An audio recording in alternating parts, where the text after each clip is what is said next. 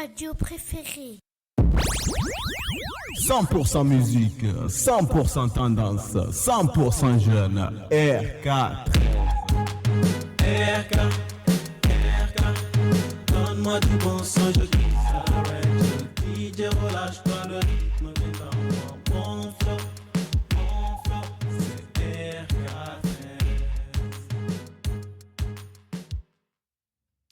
Bonjour, bienvenue sur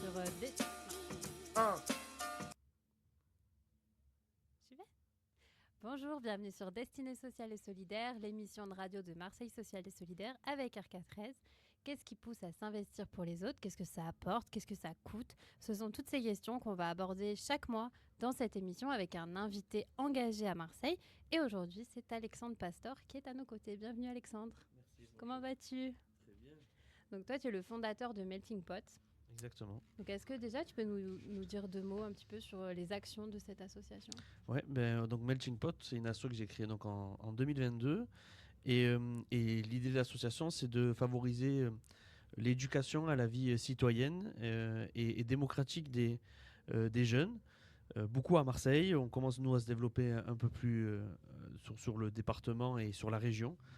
Mais l'idée, c'est qu'on est parti d'un constat simple, c'est que les jeunes n'allaient pas voter et ne vont pas voter. Et les deux causes qu'on a pu établir, c'est autant la défiance que les jeunes peuvent avoir auprès des élus et surtout, en fait, une méconnaissance de nos institutions. Et donc, c'est sur ces deux aspects-là qu'on a voulu travailler et on s'est donné comme mission de permettre aux jeunes de devenir des citoyens éclairés et engagés. Ok, mais comme tu le sais dans cette émission, le but c'est d'aller creuser d'où ça vient cet engagement. Donc on va commencer par le commencement. Comment était Alexandre, tout petit enfant? Oh là là, Alexandre Petit, j'étais un enfant assez sage. Ma mère, souvent, elle disait là où je te posais, tu restais. Donc j'étais assez calme et assez sage. J'écoutais mes parents, mais j'étais assez curieux, très sportif. Dès 5-6 ans, j'ai commencé par le karaté et ensuite par ma passion, le foot. J'étais aussi assez bon élève. J'aimais beaucoup apprendre. Je m'étais adapté au système scolaire et donc j'aimais bien aussi. Des fois, il y avait des matières comme les maths où j'étais plutôt bon. Et ce que j'aimais faire le plus, c'est de prendre le temps d'expliquer aux autres quand j'avais compris quelque chose. Et en fait, c'était des fois assez généreux, mais aussi assez égoïste, parce qu'en fait, ça me permettait à moi d'être sûr aussi de ce que j'avais bien compris l'exercice, bien compris la leçon. Et donc, c'est le travail, c'est ce que j'aimais faire quand j'étais plus jeune. Après, à 6 ans, il y a mon frère puis ma sœur qui est arrivé, parce que je suis l'aîné d'une fratrie de 3. Donc, ça a été aussi un moment important pour moi, parce que j'étais un peu j'étais tout seul, donc j'avais tout ce que je voulais un peu. Et là, d'un coup, j'ai appris un peu plus à partager, à être ensemble, à pouvoir accepter que mes parents ne sont pas que mes parents à moi. Et donc, c'est là aussi, ça m'a, je pense, un peu forgé l'aspect de dire c'est nécessaire de vivre ensemble, de faire ensemble. Et aujourd'hui, mon frère travaille avec moi. Donc voilà, voilà. Et il y avait déjà un peu la fibre engagement dans la famille? Oui, exactement. Ça, je l'ai conscientisé, on va dire, un peu plus tard. Mais oui, mon grand-père maternel était très engagé. Il était syndiqué dans les industries donc, de la vallée de l'Uvonne, où c'est donc Coder, Baudouin, là où il a travaillé. Syndiqué et aussi engagé politiquement. Et ma mère, toujours parent d'élèves, toujours engagée aussi pour le quartier, pour organiser des événements, des kermesses, des fêtes aux fêtes de quartier. Mon grand-père était aussi administrateur du centre social du quartier, donc à la Val-Barel. Donc en fait, c'était naturel pour moi, toutes ces choses-là. Et en grandissant, donc moi j'ai commencé par le foot, j'ai commencé à devenir coach, entraîneur. Et après, le fait le foot m'a amené vers le social, vers le partage d'expériences, vers toutes ces choses-là. Et en conscientisant un peu tout ça, ma mère un jour m'a dit mais tu es en train de faire ce que fait ton grand-père. Ouais. Et donc ouais, je pense que c'est pas anodin la personne que je suis devenue. Et donc là, dans ce que tu fais, il y a des notions de politique. La politique, c'était un sujet présent à la maison. Du coup, vous en discutiez entre vous? Non. En fait, ma mère et mon père me disaient d'aller voter parce que c'était important, parce qu'ils considéraient ça comme un devoir citoyen, bien que ça soit un droit. Mais on ne parlait pas d'opinion ou d'actualité. On en parlait très très peu. je me suis fait on va dire, mon expérience et mes connaissances politiques par mon travail en tant que.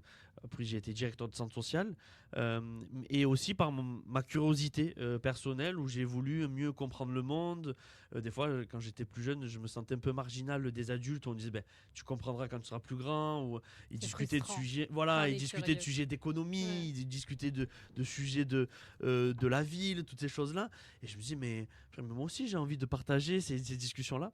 Et donc voilà, je me suis nourri par des documentaires, par de la lecture, par aussi beaucoup de rencontres et de discussions avec des personnes plus âgées. Ben, dans le club de foot où j'étais un des plus jeunes entraîneurs. Et en fait, j'ai toujours été entouré de personnes plus âgées que moi. Et donc cette expérience-là, je pense, je me le suis approprié pour faire ce que je fais aujourd'hui. Et donc, tu disais, tu as grandi à la Val-Barrel. Oui. Quel souvenir tu gardes de ce quartier? Ben, j'ai beaucoup joué au foot en bas de chez Ouais. moi. Mais moi, j'ai mes grands-parents qui habitaient, mais vraiment, je traversais la rue et mes grands-parents étaient là. Donc c'était un quartier vivant, un quartier où il y avait pas mal d'anciens et aussi de nouveaux. C'est-à-dire que on commençait, alors quand j'étais petit, non, il y avait beaucoup d'anciens où ça faisait 20 ans, 30 ans, 40 ans. Moi, mes grands-parents sont arrivés dans les années 60 à la Val-Barrel, ils sont arrivés dans les années 50 à Marseille, d'Égypte. Mais dans les années 60, ils sont arrivés à la Val-Barrel et donc ben, ils sont restés. Mon grand-père était aussi président de l'amicale de locataires. Donc en fait, on était une vieille famille, nous, du quartier, où tout, ben, quasi, ben, tout ma mère et ses frères sont nés à la Val-Barrel aussi. Et donc j'en garde un très bon souvenir.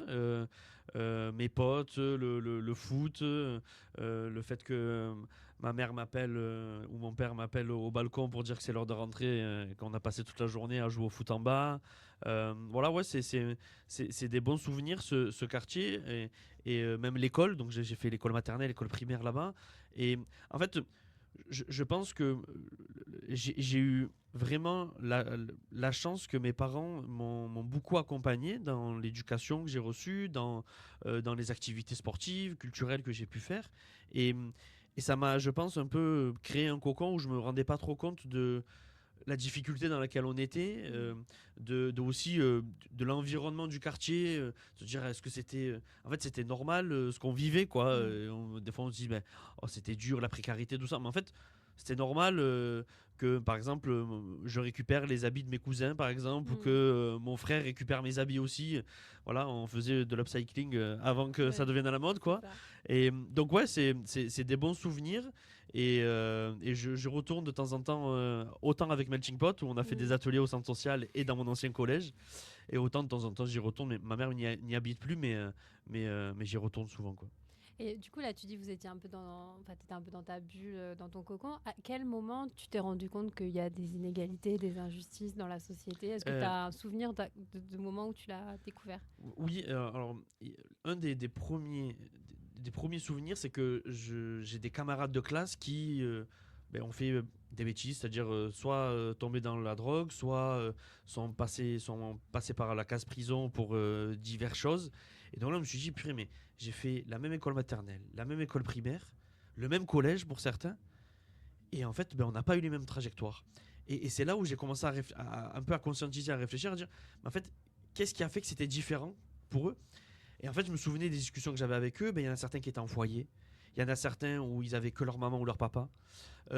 Et en fait, on se rend compte que ben, l'éducation nationale a un rôle mais primordial et que on n'a pas tous les mêmes chances, même si on va à l'école publique. Donc tout dépend où on est dans Marseille. Mais que en fait, ben, l'accompagnement qui est extrascolaire, autant familial, mais aussi sur les activités sportives. Moi, ma mère mes parents entre guillemets, m'obligeaient à faire une activité sportive. C'est ça qui m'a donné le goût aussi. Et donc je pense que c'est tout ça qui a fait que j'ai pu me construire, grandir.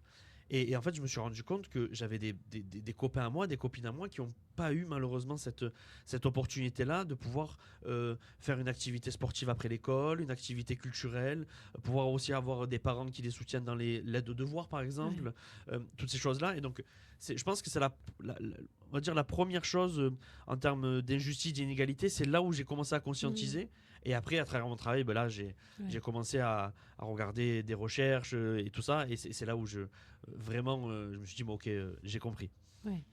Et on reste un petit peu sur l'école. Tu as souvent été délégué de classe, tu me disais. Oui, c'est vrai. Donc, C'est vrai. Ben ouais, ben en fait, tu te rappelles à quel âge tu as commencé ta première élection? Oh là là, dès la primaire, hein. Je Ah crois ouais, que dès la primaire, primaire, ouais. en fait, j'aimais bien prendre la parole, j'aimais bien donner mon avis, j'aimais bien aussi être dans le contradictoire de l'adulte Ouais. qui. Donc tu défendais les copains et tout, Voilà, en ouais, conseil de ouais, c'est classe et ça. tout. Et même par exemple, pendant des cours où on nous assénait par exemple du savoir, où on disait, ben voilà, c'est comme ça et pas autrement.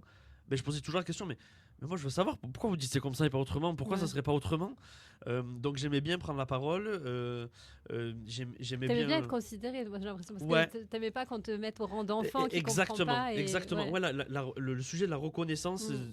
depuis dès tout petit, ça avait quelque chose T'étais qui pas était du genre important. à aimer manger à la table des enfants, quoi. Non, non, très vite j'ai voulu Ouais. aller dans la table des adultes à Noël, mais ouais, donc l'aspect de délégué, au départ je le voyais pas comme un engagement, c'était plus en mode, ben voilà, l'aspect un peu de la lumière, un peu dans la classe.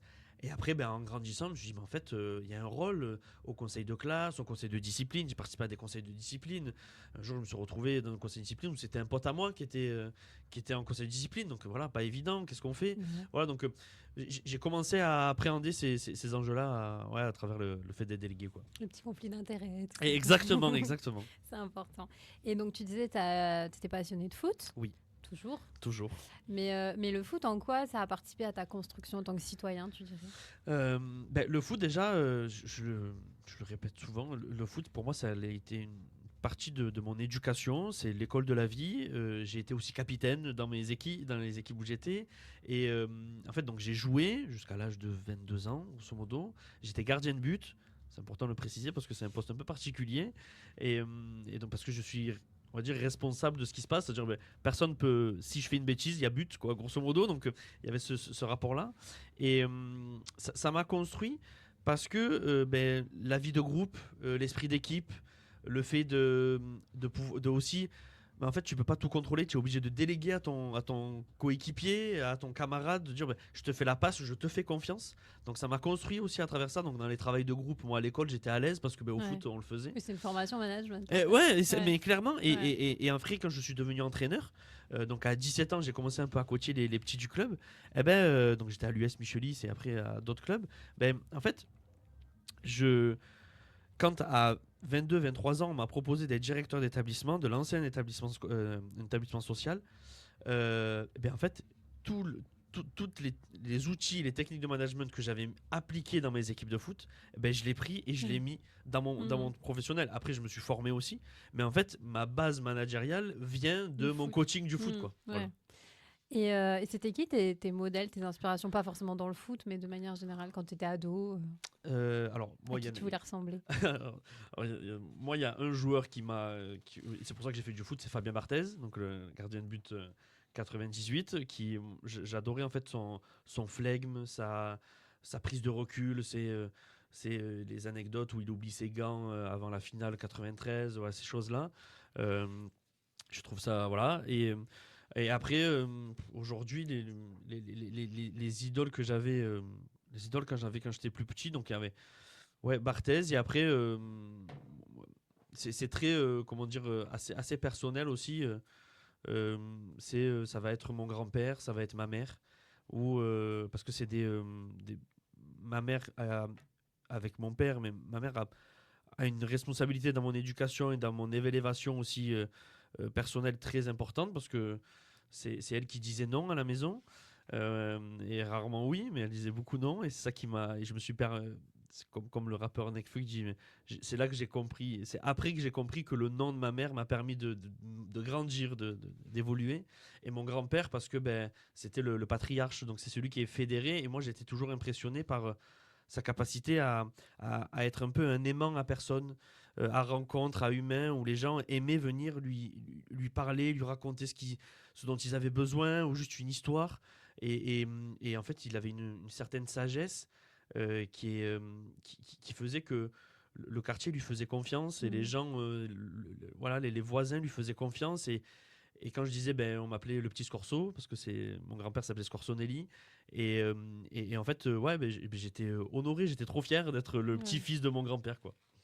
Ça va. On va faire une petite pause musicale. Avant, pour rappel, si vous avez des questions, n'hésitez pas à nous les poser par téléphone au 04 65 85 71 11. 2 petits messages. Bonjour d'abord. Bonjour. Meilleurs vœux. Mohamed Idrisso qui dit bonjour à tous. Bonjour Alexandre, bonne année et bonne continuation avec ton asso qui apporte beaucoup aux jeunes et je peux en témoigner personnellement. Merci, Et- Mohamed. Tiens, le bonjour, vous avez le bonjour de Sabrina Zerdani Ah, et de GDB qui nous regarde sur Twitch. Génial. ok.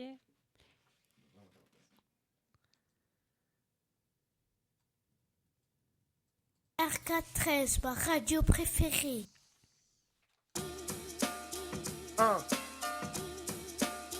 Ya, parmi nous, chacun s'interroge sur le sens de sa vie. Qu'est-ce qui nous pousse? Est-ce la quête du bonheur ou la fuite des mauvais jours? N'oubliez pas que choisir c'est renoncer. Beaucoup de combats à mener dans une destinée. Y a trop de dilemmes dans ma destinée. Trop de joie, trop de peine dans ma destinée. De victoires et d'échecs dans ma destinée. C'est ça même, c'est ça même. Ok, Années 80, mon enfance en Afrique, Kinshasa, entre espoir d'indépendance, misère et trafic. Moi je suis à l'aise avec les miens qui m'entourent. Ma grand-mère est sénégalaise, mon père est lyriciste bantou. La dictature de Mobutu, le pays se dégrade. À l'époque on ne sait pas que la situation est grave. Ça sent le drame mais j'aime ma ville, Kinshasa. La semaine je vais à l'école, le week-end à la madrasa. Y'a trop de force dans ma destinée. Trop de souvenirs de gosse dans ma destinée. Trop de nostalgie d'Afrique dans ma destinée. Et c'est ça même, c'est ça même.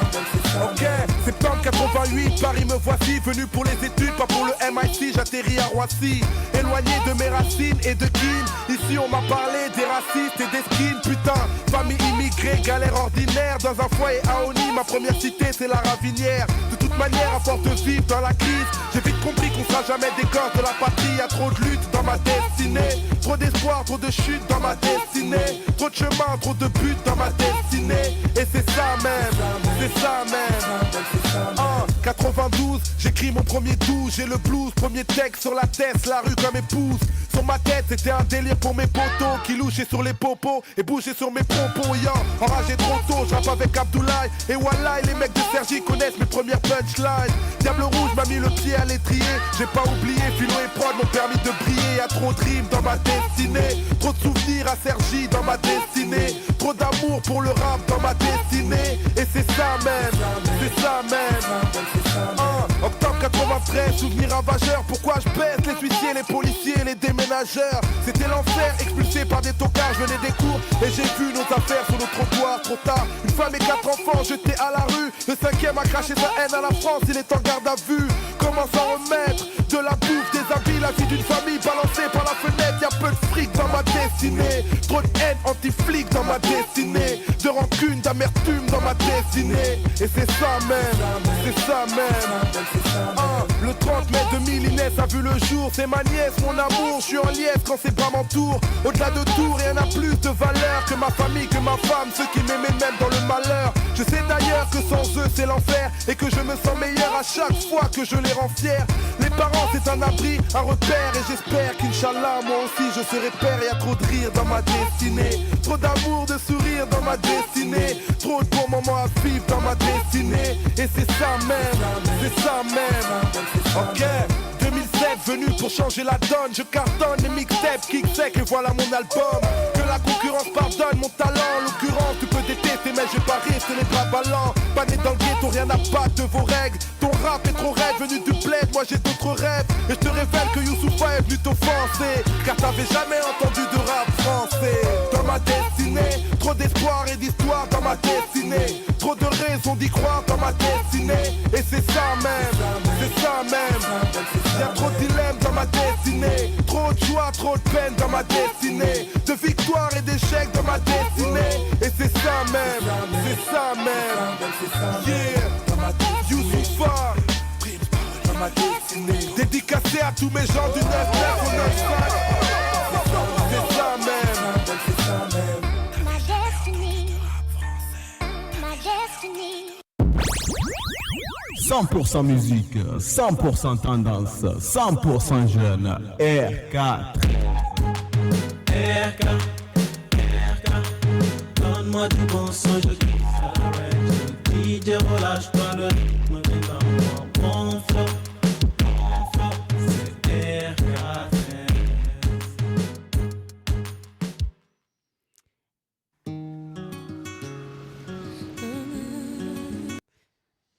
Et on est toujours sur RK13 dans Destinée sociale et solidaire avec Alexandre Pastor.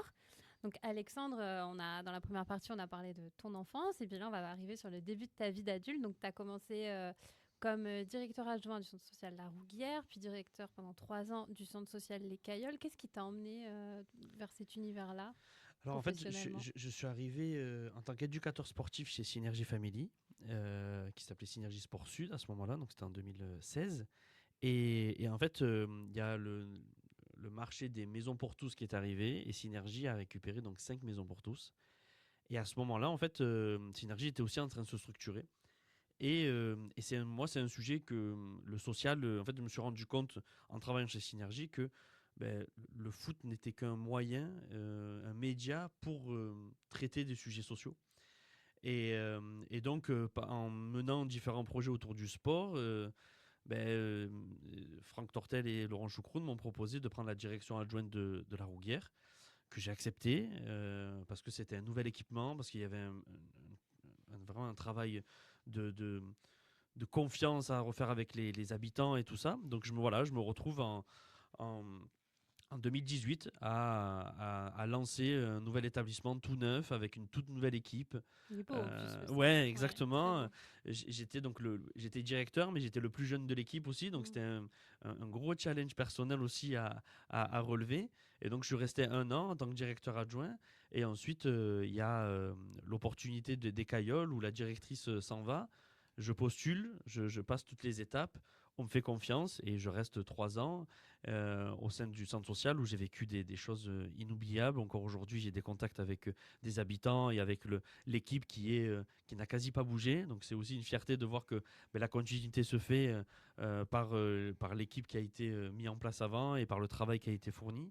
Et donc j'arrive dans les centres sociaux par le travail sportif et avec Synergie où mais un peu par hasard, moi franchement 2 ans avant, on me dit dans 2 ans tu seras directeur de centre social. J'aurais jamais cru et je t'aurais dit mais n'importe quoi, c'est pas là où je veux travailler. Et en fait, je me suis laissé porter par l'enthousiasme aussi, la dynamique de l'association. Je me suis dit pourquoi pas, s'ils me font confiance. Moi, en fait, Laurent et Franck m'ont fait confiance au moment où moi j'avais pas confiance en moi. Et ça a été hyper important, ça m'a construit, ça m'a permis de me dire en fait je suis légitime, ça m'a construit ma légitimité personnelle, ça m'a construit aussi une crédibilité auprès de partenaires. Et donc après donc 4 ans en tant que directeur de centre social, et au bout des 4 ans en fait je me dis que j'ai fait un peu le tour des centres sociaux et j'ai toujours eu envie on va dire d'entreprendre un projet un peu tout seul. Et c'est là où j'avais décidé comme un accord avec Synergie, de dire je m'en vais au bout de 6 ans. Ça a été un grand pan de ma vie, ça a été quelque chose de difficile le départ, mais je serai toujours reconnaissant auprès de ceux qui m'ont construit dans cette association-là. Et aujourd'hui, je travaille avec Yanis, et Yanis, je l'ai rencontré aussi à Synergie. J'ai rencontré, pour l'histoire personnelle, j'ai rencontré ma femme, et donc mon fils est issu aussi du travail que j'ai fourni avec Synergie, donc ça a marqué ma vie. L'éducation populaire, ça Exactement. Je crois qu'on a une question. On a une question. D'abord, on a une réaction, c'est MK-KER, MKKR, qui dit « Ouais, Alex ». Voilà, en majuscule. Et la question, c'est la question de Sabrina Zerdani. Comment t'es venue cette envie d'intervenir auprès des jeunes Marseillais? C'est par d'abord mon travail. Tout à l'heure, on en parlait du foot. Moi, j'ai toujours voulu être dans la transmission, l'éducation. Au départ, je pensais que le foot et la transmission étaient qu'une passion. Et donc, au départ, je me suis dit, ma passion va être séparée de mon travail. J'ai voulu faire ça. Donc j'ai fait Parce que toi, tu dois y faire quoi comme travail? En fait, j'avais pas d'idée. Moi, je voulais travailler dans le sport. Ouais. À la fin de mon bac, je vais à la fac de sport parce qu'on me dit, pour travailler dans le sport, il faut aller à la fac de sport. La fac de sport me convient pas parce qu'on est 700, parce que c'est pas humain, c'est pas à ma taille, c'est pas à taille humaine. Donc j'arrête. Et je me dis, je vais séparer ma passion du travail. Donc pendant 6 mois, j'ai été opticien. Voilà, j'ai voulu passer mon BTS d'optique. Okay. Et c'est là où je me suis rendu compte qu'en fait, mon travail ne pouvait pas être ma passion. Et donc c'est là où je me suis dit, éducateur, c'est là où je me régale. C'est là où être au contact aussi des enfants, des jeunes, c'est là où vraiment je me sens à ma place. Et donc c'est comme ça que j'ai commencé à construire mes compétences autour de l'éducation. Et ensuite, Melting Pot, on va en parler. L'éducation à la vie citoyenne et politique, c'est que à travers mon travail aussi, j'ai développé des compétences. Je crois beaucoup à l'émancipation par le savoir. Et c'est un des sujets. Je pense que c'est comme ça que je me suis développé aussi personnellement. C'est en faisant des choses et en connaissant des choses que je suis devenu ce que je suis aujourd'hui.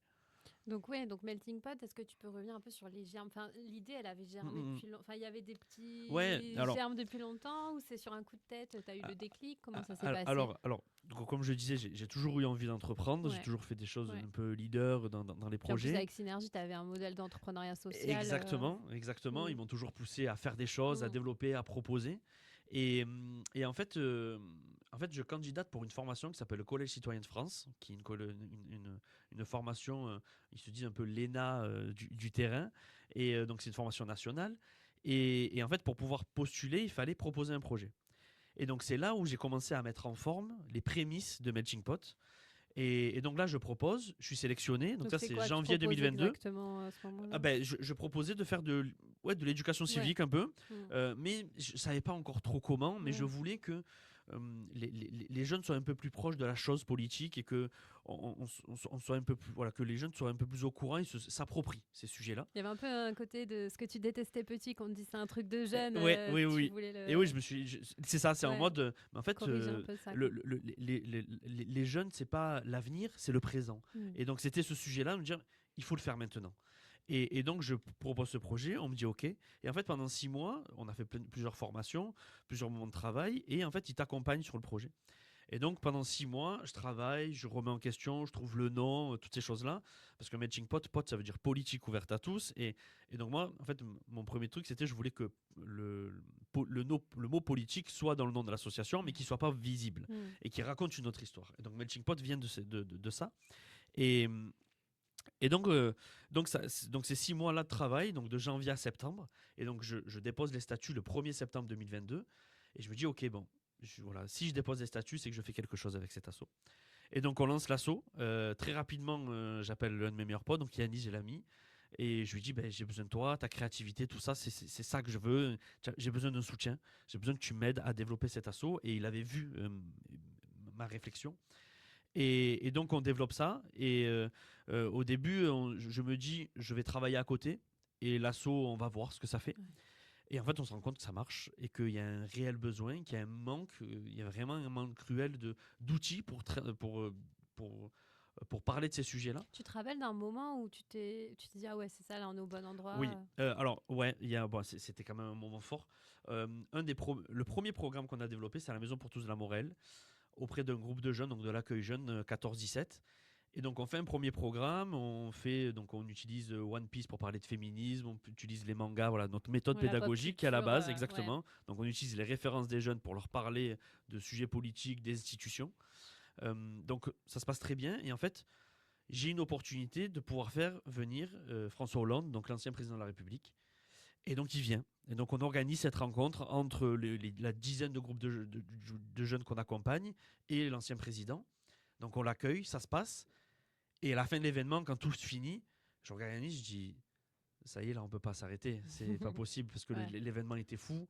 Je me suis senti vraiment à ma place et je sentais que c'était utile ce qu'on faisait et ça nous ressemblait. J'ai dit, là ça y est, là on faut se lancer et on y va. Je ne savais pas si on allait réussir à en vivre, mais je savais qu'on allait donner beaucoup de temps et qu'on allait beaucoup douter et faire émerger, faire réfléchir nos idées et faire émerger vraiment un projet qui allait être cohérent et structuré. Et donc, c'est pendant 1 an et demi, on a fait ça bénévolement. Et après, on a réussi à avoir des subventions publiques et des fondations qui nous accompagnent. À partir de janvier 2024, Yannis a été le premier salarié. Ok. Et donc toi, tu avais repris aussi les études? Exactement. Donc j'étais en alternance. Donc tu bossais, tu faisais des études et ça en bénévolement. Exactement. Et en même temps, je suis papa d'un petit garçon aussi. Dans cette période aussi. Exactement. Et je me suis marié en avril 2022 aussi. Donc l'année 2022, c'est une année assez charnière dans ma vie aujourd'hui. Parce que je me suis marié, j'ai lancé Melting Pot, donc lancé un nouveau projet.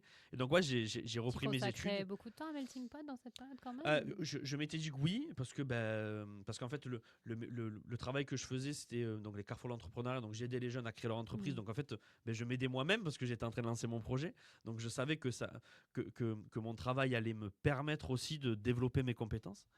Et donc, ouais, je fais ça à côté. Yanis, lui, ne travaille plus, donc il est 100% bénévole. Donc ça a permis aussi d'accélérer les choses. Et donc voilà, donc, on lance en septembre 2022 officiellement. Pendant 1 an et demi, on travaille, on rencontre le maximum de monde. Moi, je me donnais comme objectif de, au moins chaque jour, avoir une personne différente à qui je pitchais le projet. Donc, ça m'a permis de rencontrer plein de personnes différentes, d'aller voir aussi des mondes que je ne connaissais pas, le monde politique, le monde économique, le monde associatif. Mais il y a différentes, on va dire, cases dans le monde associatif. Ouais. Donc, voilà, je suis allé rencontrer plein de femmes et d'hommes qui font des choses géniales, vraiment. Et donc, ça m'a beaucoup inspiré. Et on a pris beaucoup de temps aussi avec Yanis pour mettre les valeurs et les fondamentaux de l'association, qui aujourd'hui sont vraiment la base de ce qu'on fait, parce qu'aujourd'hui on est 9 aussi, qui vivent du projet aujourd'hui dans l'association. Et donc aujourd'hui on peut parler de culture ou d'ADN Melting Pot, et je pense que c'est 2022-2023 qui a été très fondateur dans le fait qu'aujourd'hui on est clair sur la ligne qu'on s'est donnée. Ok. Oui, on a une question ? Oui, c'est Mohamed Idrissou qui dit: les portes de l'association Passerelle seront toujours ouvertes pour Yanis, toi et toute l'équipe Melting Pot, surtout cette période électorale. Et la question, c'est MKKR qui dit: tu penses avoir plus appris sur le terrain auprès des jeunes ou dans les formations que tu as pu passer? Ah ouais, ça c'est une question qui revient souvent. Moi, je crois beaucoup à la formation par le faire, par l'expérience. Moi, les formations m'ont permis en fait de théoriser et de prendre du recul sur ce que j'avais fait ou ce que j'étais en train de faire. Par exemple, pendant le DESGEPS, donc la formation pour être directeur d'établissement social, ça m'a permis de théoriser qu'est-ce que c'était un projet social, un projet de développement social. Pendant ma formation en école de commerce, ça m'a permis de... C'est quoi un business model, c'est quoi un business plan, comment on fait pour prévenir, manager, gérer une équipe. Mais en fait, vu comme on en a parlé tout à l'heure, mes bases de management viennent de l'entraînement, de foot, l'éducation au foot. En fait, j'avais des bonnes bases, j'ai la sensation, parce que ce que j'ai appris en tant qu'éducateur sportif, en fait, ça ne me quitte jamais. Et aujourd'hui, ma manière de manager, je gère l'équipe de l'association comme une équipe de foot, clairement. Et bien que j'ai appris des choses. Donc, c'est important d'avoir les deux. Je pense que faire que du terrain, un manque d'outils peut-être. Oui, et en plus, souvent on a la tête dans le guidon et en fait, tu prends jamais de recul. Et moi, les temps de formation, ce que j'apprécie, parce que l'année dernière, j'ai encore fait des formations plus ou moins longues, et en fait, ça te permet vraiment de prendre du recul, d'analyser, faire un petit audit sur comment tu te comportes, quel outil tu utilises, quel process tu fais. Et je trouve que c'est hyper important d'avoir les deux et de faire les deux. Donc c'est pour ça que je crois beaucoup à l'alternance et à l'expérience. Et surtout, toutes ces activités que tu as menées de front là, à ce moment-là, comment tu gères la fatigue? Parce qu'un bébé, je sais que ça vaut pas mal d'énergie. Tu travailles, tu fais comment tu arrives à... T'as pas des moments où tu es au bout de ta vie? Oui, tout à fait. Je pense qu'il y a des... Ouais, tout à fait. Oui, il y a des moments où je me dis, mais je vais arrêter. En fait, je me pose la question de est-ce que vraiment je vais réussir à vivre ce projet? Bon, ça a été assez rapide par rapport à d'autres projets, mais c'est des réunions jusqu'à 1h, 2h du matin, c'est des réunions très tôt, c'est pendant que tu manges ton déjeuner du midi, tu réponds aux appels et tu travailles. Donc ouais, la fatigue, c'est un gros sujet pour moi aujourd'hui, parce qu'il y a toujours la sensation de rater les choses, de dire et aussi dans le milieu associatif, dire non, c'est comme si on méprise un projet, ou alors on dit ah mais non, celui-là, pour qui il se prend, il veut pas, alors que c'est simplement que j'ai juste envie de passer peut-être un week-end avec mon fils et avec ma femme, voilà, c'est simplement ça. Mais en fait, la personne qui vient te voir te dit tu lui dis non, il va dire attends, il vient plus aux petits événements ou quoi que ce soit, alors que pas du tout. Mais ouais, ça pour le coup, j'apprends aujourd'hui à dire non. c'est quelque chose qui est difficile pour moi parce que je suis plutôt quelqu'un qui dit t'as pas fini de présenter ton projet que je te dis oui. Et après on réfléchit à comment on le fait quoi. Mais j'apprends aujourd'hui parce que l'association aujourd'hui grandit et les sollicitations sont de plus en plus grandes et donc pour pas épuiser l'équipe, pour pas m'épuiser aussi personnellement, je suis obligé de prioriser et sélectionner les choses que je peux aussi transmettre à l'équipe. Donc il y a des choses que je fais moins aujourd'hui, je fais beaucoup moins d'ateliers que je faisais au début, bien que j'en fais. Voilà, on s'est très vite dispatché, c'est ça aussi la force. Et s'il y a la chose pour se lancer dans l'entrepreneuriat ou dans l'associatif, être plusieurs, c'est important. Moi, sans Yanis, je n'aurais pas pu faire tout ce que je fais. Yanis a très vite pris l'opérationnel, l'animation, la pédagogie. Et donc très vite, moi, j'ai pu par exemple, au lieu d'aller faire un atelier, aller rencontrer un partenaire, aller répondre à un appel à projet, toutes ces choses-là. Donc ça, c'est important aussi de s'entourer, de parler de son projet. Et donc, tu te salaries en juin 2024, c'est ça, exactement. C'est un soulagement, du coup. T'arrives à... du coup, ça fait moins d'activités de front. Oui. Ça a été un soulagement ou au final, il y a plus de travail. Donc, Alors, il y a plus de il y a plus de travail, mais sur un seul sujet, c'est-à-dire l'association. Mais ça a été un soulagement parce que donc l'histoire, c'est qu'en avril, on postule pour une fondation. En avril, on a la réponse. Et c'est un des plus gros chèques qu'on a. Et en fait, je me souviens encore, j'avais les larmes aux yeux. Je dis, mais vous vous rendez pas compte, vous êtes en train de changer ma vie parce que ce que vous êtes en train de faire fait qu'on va avoir assez d'argent pour qu'on puisse salarier Yanis et moi jusqu'à la fin de l'année au moins. Et donc, on s'était donné avec Yanis en mode, on a 6 mois. Maintenant, il faut 6 mois de charbon pour qu'on puisse faire vivre le projet et continuer. Donc, c'est à ce moment-là, je me dis, OK, ça devient sérieux là. Et ce qu'on fait déjà, ce que je faisais déjà en travaillant à côté et tout ça, là, je me suis dit, je vais pouvoir le faire à 6000% que pour l'association. Et je pense que c'est ça aussi qui a fait que derrière, on a eu pas mal de résultats et pas mal de développement. Parce que là, au lieu d'avoir une personne par jour pour pitcher, j'avais peut-être 4 personnes différentes par jour. Et donc, on va drouiller dans tout Marseille, on va drouiller... Comme toujours aujourd'hui, on est allé jusqu'à Tourcoing, jusqu'à Annecy pour aller rencontrer aussi d'autres associations. Et si tu travailles, c'est compliqué de pouvoir de partir. Donc oui, ça a été un soulagement et surtout une fierté parce que en fait, je rendais matériel une idée que j'avais eue dans ma tête. Et en juin 2024, je me suis rendu compte que je pouvais vivre du projet et de l'idée que j'avais eue.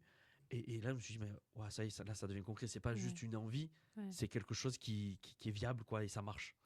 Mais on sait que pour les associations, les financements, c'est de plus en plus compliqué, que ce soit public, donc tout le monde va sur le privé, mais c'est de plus en plus resserré.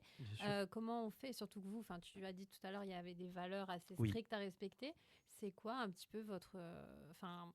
qu'est-ce que vous vous interdisez? Comment vous gérez? Parce que... vous ne prenez pas tout l'argent. Non, bien sûr. Bien sûr. Comment vous gérez ça en même temps en ayant une pérennité? En fait, ce qu'on fait, donc nous on appelle ça un business model hybride. Donc on a 3 ressources financières principales. On a de la presta, donc on vend nos ateliers à des écoles, des associations. On a des subventions publiques qui nous permettent d'intervenir dans des centres sociaux, des associations jeunesse, voilà, des lieux beaucoup dans des quartiers prioritaires dits de la ville. Et on a des fondations qui nous accompagnent. Donc aujourd'hui, on postule et on va voir des fondations qui ont comme sujet l'éducation, qui ont comme sujet aussi le renouvellement démocratique, qui ont comme sujet aussi le développement des territoires, parce que les fondations sont très aussi centralisées à Paris. Donc c'est aussi mettre de la lumière, on a un enjeu aussi de mettre de la lumière sur Marseille et sur ce qu'on fait ici, et qu'on peut être, on peut être aussi central dans l'innovation, la création, le développement d'activités. Donc voilà, aujourd'hui on a la majorité de des fondations qui nous financent sont nationales. Donc oui, on se met des barrières sur beaucoup sur l'aspect démocratique, c'est-à-dire alors on est une association qui est éminemment politique, mais qui est apartisane. On va pas dire à quelqu'un d'aller voter quoi que ce soit, et on fait en sorte que nos ateliers soient le plus objectifs et le plus scientifiques possible. Donc voilà, en fait, dans la charte de valeurs qu'on se donne avec tous les financeurs, on fait en sorte d'avoir pas une certaine, en fait, une indépendance quasi totale sur les ateliers, les activités qu'on propose auprès des jeunes, parce que nous, comment on fonctionne, l'idée, c'est pas de fonctionner à la commande, on fonctionne aux besoins. Ouais. Et donc, c'est par le diagnostic qu'on va mener avec les jeunes sur le terrain et avec les professionnels, les professeurs, les animateurs, les éducateurs, qui vont faire qu'on va orienter et qu'on va faire du sur-mesure sur nos ateliers, nos programmes, parce qu'on a une base méthodologique, mais qui va s'adapter à chaque public qu'on va rencontrer. Après, ça, c'est de plus en plus difficile avec les logiques d'appel à projet. Souvent, Oui, les assos, maintenant, elles sont tout obligées à de se fait. plier à la demande Oui. qui vient d'en haut plutôt que... Et ça, c'est faire rentrer des ronds dans les Et carrés, ouais, hein, c'est c'est ça. évidemment. Ce qu'on essaye de faire, nous, c'est d'avoir des projets qui soient assez larges pour que derrière, on ait une latitude sur le terrain. Donc, quand on propose nos programmes, on va proposer différents ateliers à l'intérieur du programme en disant, dans le bilan, on vous expliquera la démarche de diagnostic et le pourquoi on a sélectionné telle ou telle activité avec ces jeunes-là. Et donc, il y a des programmes où on va finir par un podcast, par exemple, sur une prise de parole, et sur un autre, on va être sur discuter avec le conseil d'administration de l'établissement et faire changer les choses, et changer les règles dans l'établissement scolaire. Voilà, c'est vraiment assez large, et c'est la manière dont on présente nos projets qu'on essaye d'avoir vraiment une indépendance et une latitude assez grande pour, en fait, concrètement, répondre aux besoins de connaissances, de savoir et d'expérience que les jeunes souhaitent. Et maintenant, quand tu as des moments un peu de fatigue, Ouais. découragement, c'est quoi les bons moments de l'asso que tu te remets en tête, qui te redonnent du courage? Alors en qui plus, te- il y en a eu pas mal là, en 2025. On a fêté l'anniversaire, on a fêté les 3 ans de l'anniversaire de l'association dans nos nouveaux locaux. Donc on a fêté aussi l'inauguration de l'association, Ils sont où, vos des locaux? locaux. Donc on est à Saint-Menet, dans le 11e, montée de Saint-Menet. Donc on a des locaux qui peuvent accueillir du public, mais qui est surtout là pour faire de la gestion administrative et de la conception et de la création d'activités. Et donc là, ça a été des moments assez forts où j'ai beaucoup pleuré pendant ces anniversaires. Les vidéos sont sur internet, il faut aller voir. Hein, voilà. Il y a des preuves. Et il y a ça, il y a aussi les retours des jeunes quand on finit un atelier qui nous disent souvent en fait. Quand on arrive à un atelier, on dit on va parler de politique, ils baissent la tête, ils sont dégoûtés quand on arrive. Et à la fin de l'atelier, ils nous disent quand est-ce que vous revenez? Ouais. Et quand on nous dit ça, quand on nous dit je me suis senti écouté, quand on me dit j'ai pris plus confiance en moi grâce à vous en tant que personne, mais aussi à vous à qualité de l'animation et de la méthode qu'on leur a proposée. Et ben là, ok, je me dis on est utile, on sert à quelque chose. Et moi, c'est un des mêmes mantras dans ma vie, c'est être utile à l'autre, être utile à la société. Et donc, voilà, je me souviens de discussions avec certains jeunes, avec aussi certains professionnels, où des professionnels nous disent, moi, c'est la première fois qu'on arrive à aborder ces sujets sans qu'il y ait des cris, sans qu'il y ait des sanglots, sans qu'il y ait des choses comme ça, où des fois il y a des débats qui sont assez polarisés. On a réussi à parler de Gaza et Palestine, on a réussi à parler de la réforme des retraites, on a su parler de la dissolution, sans que dans la salle on se crêpe le chignon, entre guillemets, mais vraiment qu'on puisse débattre, discuter dans la nuance et dans l'écoute de l'un et l'autre. Donc c'est ça, ce que ça t'apporte, ce sentiment d'utilité. Oui. Ouais. Et ça me, Ça te au moment où je suis un peu fatigué, alors j'en parle aussi avec mes proches, donc ça me permet aussi de prendre du recul, de me dire j'ai quand même la chance de vivre d'un projet qui a du sens et que j'ai construit, et donc je relativise un peu les problématiques que je peux avoir. Mais après, relativiser te permet pas de régler le souci non plus. La fatigue, c'est la fatigue. Et donc après, je me nourris de ça. Et là aujourd'hui, un peu la leçon que je tire de ces presque 4 années d'activité, c'est que il faut se reposer et il faut s'obliger à se reposer. Et c'est un peu le sujet de 2026, c'est comment je me repose et comment je prends du temps pour moi pour être aussi assez efficace aussi pour les autres et me sentir bien dans ce que je fais.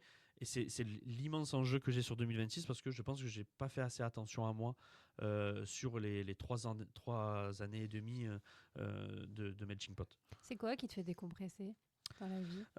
Ce qui me fait décompresser, j'ai du mal à décompresser. Ouais, Ce qui me fait décompresser, quand l'OM gagne, mais bon, c'est Ouais, compliqué. ouais. Tu vois. T'as pas le contrôle total. sur Voilà, ça c'est pas évident. Mais non, ce qui me fait décompresser, c'est beaucoup passer du temps en famille.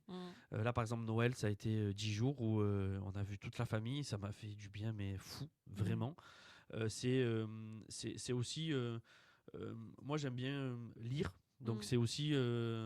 Moi, pendant les vacances, là, j'ai réussi à lire 2 livres. Et ça faisait un petit moment que j'avais pas eu le temps de lire aussi à fond. Donc, ouais, lire, passer du temps avec mon fils et ma femme. Voilà. Ouais, c'est comme ça. Et après, j'ai vu que c'est ma passion aussi, le sujet politique, l'histoire. J'ai du mal aussi à décrocher totalement. Je suis toujours en train de regarder un documentaire Ouais. sur la Troisième République, sur les choses comme ça. Mais ça me permet aussi ça me connecte pas directement à mon association. Ouais. Ça me permet juste Ça d'évoluer, te de nourrit grandir. quand même, ouais. Voilà, exactement. Donc c'est comme ça aussi que je prends un peu du recul. En fait, je me décorrèle un peu de l'actualité. Quand j'arrive à faire ça, ça me fait du bien et j'apprends des choses, mais ça me fait du bien de sortir de là. La musique aussi? Oui, la musique aussi, oui. La musique, la musique me permet aussi de prendre du temps. J'en écoute beaucoup en voiture parce qu'on vadrouille beaucoup. Ouais. Et oui, la musique me permet ça et même la musique m'a inspiré des choses dont on va peut-être parler après. Ouais. Mais Parce oui. que là, on va écouter la musique que tu as choisie. Oui, Dans exactement. ma bulle de Diams.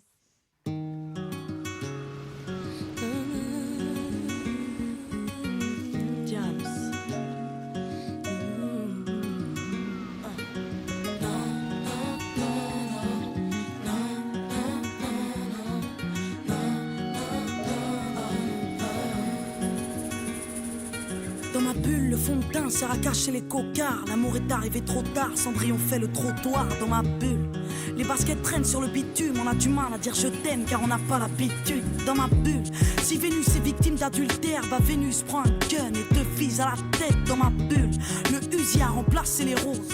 Et par dépit, tu passes du bédo à l'héros. Dans ma bulle, c'est nos limites, c'est polémique. Les histoires de cul de la ferme ont remplacé Beverly Hills. Dans ma bulle, on fait tout en douce et en scred. Et les jeunes fument et font l'amour dans des chambres d'hôtel. Des filles en manque de rêve couchent pour qu'on les aime. Des mecs en manque de respect poussent pour qu'on les craigne. Dans ma bulle, les filles adorent les mecs hardcore. Certaines jouent les femmes fortes car elles sortent avec un bad boy. Mais dans ma bulle, la réalité te rattrape. 6h du mat, les keufs frappent à ta porte et t'embarquent dans ma bulle. Ton mec a pris 10 ans de placard. Ton amour c'est des mandats, du courrier, des parloirs. Dans ma bulle, la rue a bousillé nos hommes. C'est pas qu'une question d'hormones, non, c'est une question d'or. Dans ma bulle, l'amour est en garde à vue, non. Y'a plus de love dans les rues de ma bulle. Non, non, non, sortez-moi de ma bulle. Le manque d'amour me rend folle. Non, non, sortez-moi de ma bulle, histoire d'y croire encore. Non, non, sortez-moi de ma bulle. Le manque d'amour me rend folle. Non, non, sortez-moi de ma bulle, histoire d'y croire encore. Dans ma bulle, les mères ont pris la place des pères. Elles rêvent tout en banlieue de vivre un jour place des ternes. Dans ma bulle, la politique a fait un bide ainsi. Avec un nick, la police ont fait un hit. Dans ma bulle, y a des sourires sous les capuches. Dans les coulisses, y a des tas de putes. Ça baise mais ça fait la prude. Dans ma bulle, l'amour, c'est pas la peine. Ça ken pour un sac Chanel. Ça fait la belle pour un Fontel. Dans ma bulle, je me sens seul, je me sens sali. On aime sans cœur, on aime ça quand ça sent le calibre. Dans ma bulle, y a trop de filles malsaines. Certaines attendent leurs règles pour te faire croire qu'elles sont vierges. Dans ma bulle, y a trop d'enfants du divorce, trop de parents qui s'amochent et se menacent devant les gosses. Dans ma bulle, les hommes ont déserté le front, jeté l'éponge, pris le savon et ont fait rentrer les ronds. Dans ma bulle, le romantisme a pris une gifle. Les actrices de films X sont devenues des artistes. Dans ma bulle, on critique les femmes en jupe, mais t'as pas besoin de venir de la sup pour te faire traiter de pute. Dans ma bulle, ça parle cash, ça partage, ça parle mal, ça part au quart de tour, ça part au star. Dans ma bulle, l'amour est en garde à vue, non. Y a plus de love dans les rues de ma bulle. Non, non, non, sortez-moi de ma bulle. Le manque d'amour me rend folle. Non, non, sortez-moi de ma bulle, histoire d'y croire encore. Non, non, sortez-moi de ma bulle. Le manque d'amour me rend folle. Non, non, sortez-moi de ma bulle, histoire d'y croire encore. Dans ma bulle, on traîne, on rêve le cœur vide. On se fait belle mais y a toujours un blême avec l'odeur vide. Dans ma bulle, y a plus d'âge pour faire la grande, pour une histoire banale. Tu peux finir par faire la manche dans ma bulle. L'ego a dépassé le love, tu déambules et sous ta robe, y a comme une odeur de viol comme carburant Red Bull. On ne dort plus, on vit sous la lune, donc on ne rêve plus dans ma bulle. Loana baisse dans la piscine, comment je crève d'avoir un mec qui me désire sans appétit dans ma putain de bulle. J'étouffe d'un manque affectif, on ne jure que par le sexy et le fictif dans ma bulle. J'ai le cœur qui sature, chérie range ta voiture et emmène-moi sur Saturne chérie. Sors-moi de ma bulle, paraît que la vie est belle ouais.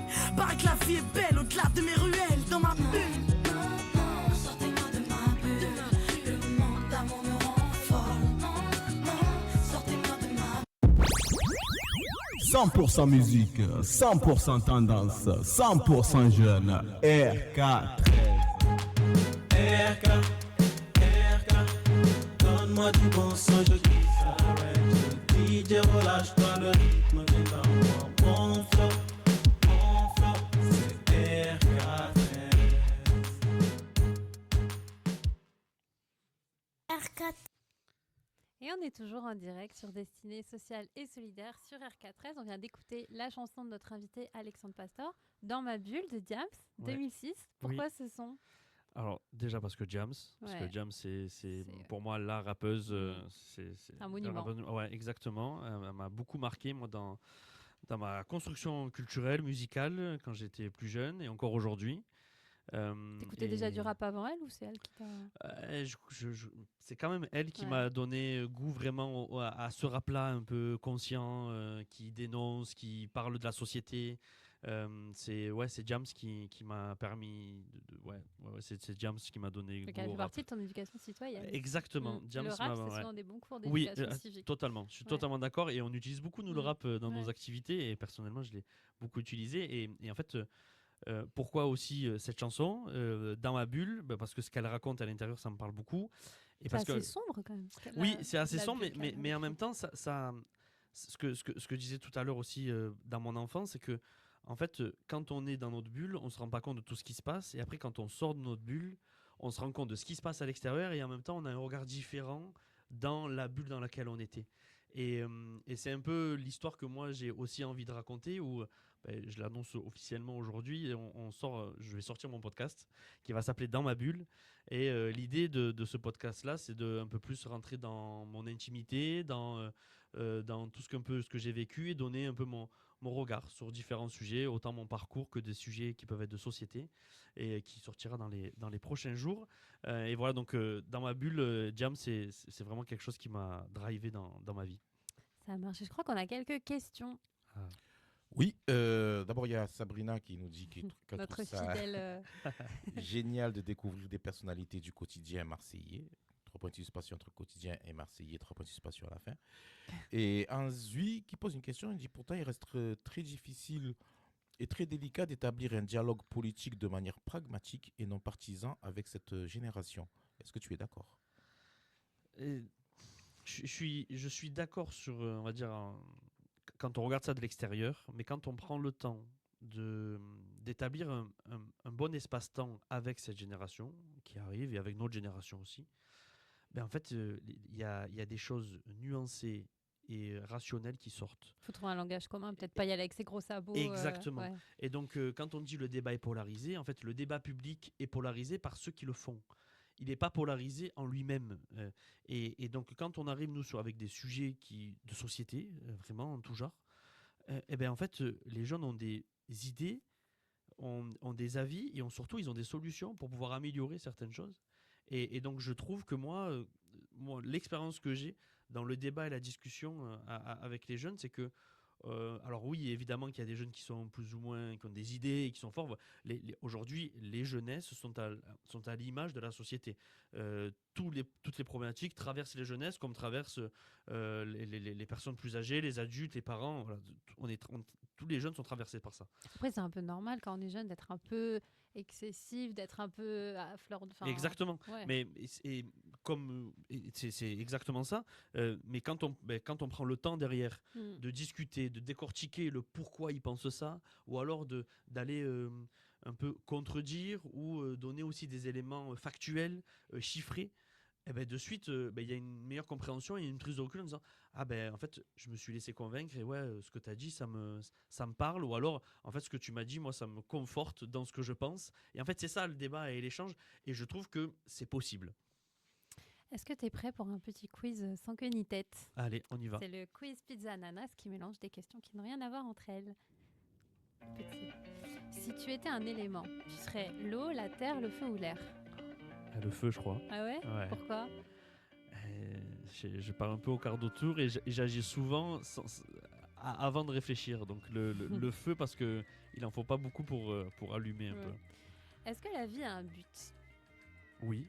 Ouais. Oui, pour moi, la vie a un but. On a tous quelque chose à atteindre et faut le trouver. Il peut évoluer, il peut grandir, il peut changer. Mais pour moi, oui, la vie a un Toi, but. tu penses oui. que tu as trouvé le tien? Le Alexandre de 30 ans a trouvé le sien. Mais Ouais. le Alexandre de 32 ans, de 40 ans, de 50 ouais. ans, je sais pas. Mais Ouais. aujourd'hui, je me sens bien là où je suis. Si tu étais une pizza, tu serais laquelle? La Royale. Ouais. La Royale, parce que c'est celle que je préfère et je trouve qu'il y a un équilibre parfait pour moi. Si tu devais garder une qualité mentale, une seule jusqu'à la fin de tes jours, ce serait Une laquelle? qualité mentale. Waouh.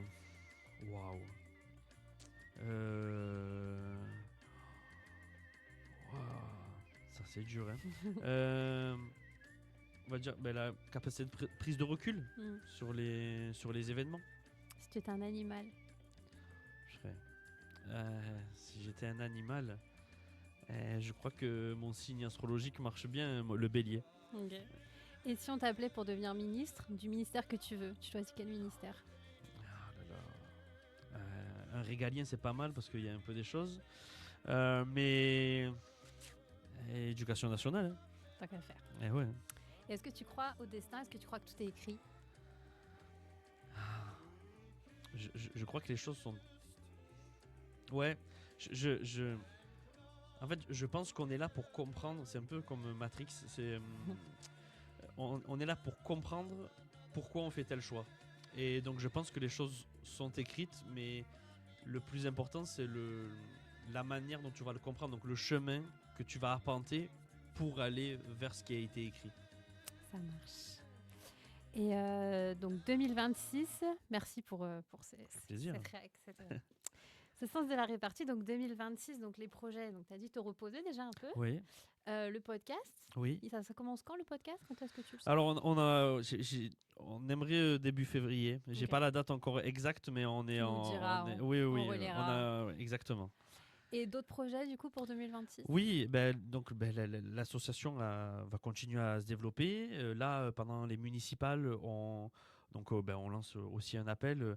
On propose, donc on a un atelier en 1 heure et demie. On permet à tout à chacun de se saisir un peu des enjeux des municipales à Marseille.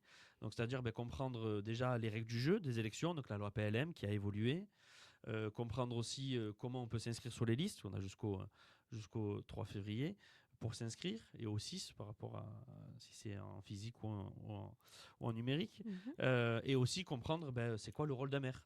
Parce que souvent on va demander au maire de faire beaucoup de choses, mais Avec des la fois métropole, exactement, la métropole, la département, la région, toutes ces choses là. Donc voilà. Donc il y a cette actualité-là jusqu'au mois de mars où on va être sur le pont autour des Donc municipales. ça, c'est accessible à tout le monde. Exactement. C'est gratuit? Exactement. D'accord. L'idée, c'est que si tu as un lieu, une association, une classe, un endroit, tant qu'il fait un peu chaud, qu'on peut projeter notre contenu et échanger, qu'on soit 4, 5, 20, l'idée, c'est de passer 1 heure et demie à échanger, discuter et poser les bases de ce qu'est les élections municipales qui arrivent au mois de mars. Et après, on a l'ambition là sur Melting Pot de pouvoir se développer encore plus largement. Là aujourd'hui, on intervient déjà sur Manosque, donc dans le 04, et on a envie d'intensifier notre activité là-bas et d'intensifier aussi à Marseille. Donc on veut amplifier notre action. Autant horizontalement que verticalement, c'est-à-dire en profondeur sur Marseille avec des groupes qu'on accompagne depuis 1 an, 2 ans, 3 ans, comme Mohamed le disait avec l'association Passerelle, ça fait quasi 3 ans qu'on accompagne les jeunes. Donc voilà, sur 2026, on a là l'ambition aussi de proposer un séjour citoyen qu'on prépare depuis quelques mois, voire quelques années. On attend d'avoir les moyens de le faire, et là cette année on attend, mais on est assez confiant pour pour pouvoir dire qu'on va pouvoir faire un séjour dès cette année. Donc ça va être une expérimentation. Et l'idée après, c'est de pouvoir le proposer et l'offrir à tout jeune qui souhaite venir participer et vivre une aventure citoyenne, civique, de découverte de villages, de villes en France. Et donc, pour cette émission, tu n'es pas venu les mains vides, tu as ramené Oui, un petit objet tout qui à fait. est symbolique de ton engagement. Est-ce Oui. que tu peux nous le présenter? J'ai ramené mon carnet de notes. Très et de... sobre. Oui, et en même temps... et en même temps qui me parle beaucoup, très sombre, mais avec cette touche de rouge aussi. On parlait du Ouais. feu tout à l'heure qui me parle pas mal. Ouais, pour les gens qui nous écrivent en audio, du coup, Oui. c'est un carnet noir avec carnet une noir, petite ouais. reliure. Je sais pas Ouais, comment on dit, exactement. rouge.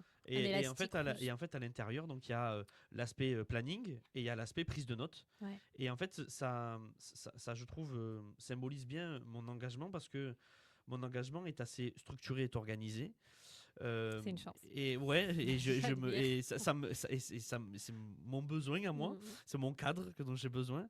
Et en même temps, ça me permet aussi d'écrire, de me rendre compte de ce que j'ai réalisé. Donc j'aime bien marquer mes tâches et après de les stabiloter et me dire, oui, je les ai fait. Ça avance. Voilà, et en même temps de me projeter.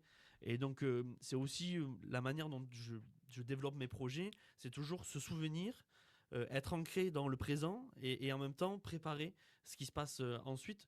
Donc c'est pour ça que j'ai ramené ce carnet-là parce qu'il me permet d'être, c'est un peu mon compagnon de tous les jours, il me permet de garder ce cap-là. On C'est ton parlait fil tout à l'heure d'Ariane, de un but. peu. Exactement.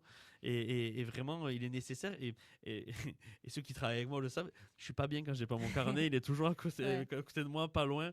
J'ai toujours besoin de l'avoir. Et donc voilà. Et en plus, je suis un peu vieux jeu. J'ai que 30 ans, mais on me dit toujours que je suis un peu vieux jeu et traditionnaliste sur ces sujets-là. Mais ouais, j'aime bien un peu le papier et écrire, quoi. Voilà.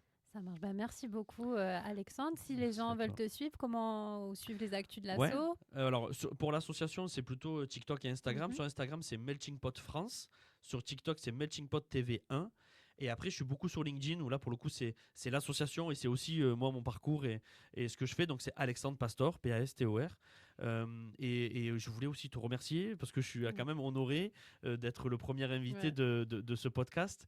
Et ça fait un petit moment qu'on se connaît maintenant et je suis c'est trop bien. Je suis admiratif du travail que tu fournis sur le terrain et de la lumière que tu mets sur les acteurs associatifs, sociaux de notre ville qui en manquent cruellement.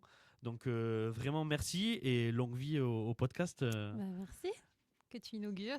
Et merci à vous tous qui nous avez suivis. Est-ce qu'on a d'autres questions ou c'est bon? On remballe?